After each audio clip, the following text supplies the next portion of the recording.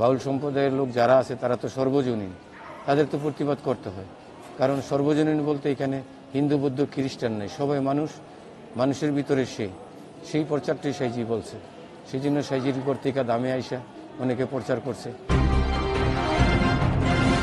আমার নাম হয়েছে হাদিউজ্জামান, আমার জন্মস্থান হয়েছে মুন্সিগঞ্জ, সদর থানা মুন্সিগঞ্জ, গ্রাম হয়েছে রাজারচর। এই বাংলার জমিনে যারা জ্ঞানী তারা সবাই তারে ধিক্কার দিছে, জ্ঞান চক্ষু দিয়া, জ্ঞানের দিক দিয়ে তারে ধিক্কার জানাইছে। এই জন্যই যে এটা তো সারা বিশ্বে দেখলো যে একটা মুসলিম কান্ট্রি বাংলাদেশ, এই বাংলাদেশে মুসলমান হইয়া মুসলমানের কবর থেকে লাশ উঠাইয়া আবার এই আল্লাহ রসুলের ধ্বনি প্রচার করিয়া ওই লাশকে বিশ্ব রোডের মাঝখানে নিয়ে জ্বালানো পুরানো, এটা তো সুস্থ মানুষের কাম না, এটা অসুস্থ মানুষের কাজ। আর যারা এই অসুস্থতা তৈরি করতেছে এই জমিনে, তারা তো টিকে থাকতে পারবে না। কারণ মানুষ এখন বর্তমানে সচেতন, মানুষের ধর্ম কর্ম সব কিছু মানুষ বোঝে। এখন যার যার ধর্ম শেষে করব, আপনি আমি বলার তো কেউ না।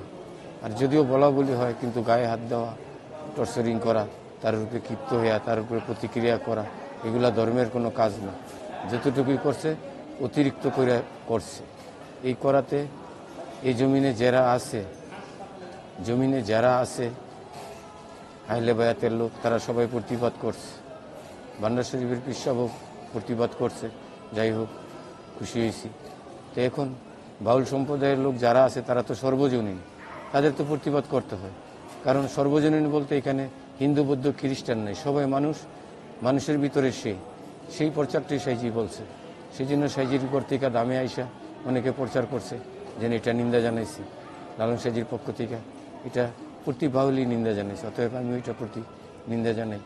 কারণ এই ধরনের কাজ যাতে ভবিষ্যতে না হয়, সেই জন্য যেন যারা বর্তমানে দায়িত্বে আছে তারা যেন এটা সঠিকভাবে দেখশন করে, এটি আমার বলা আর কি।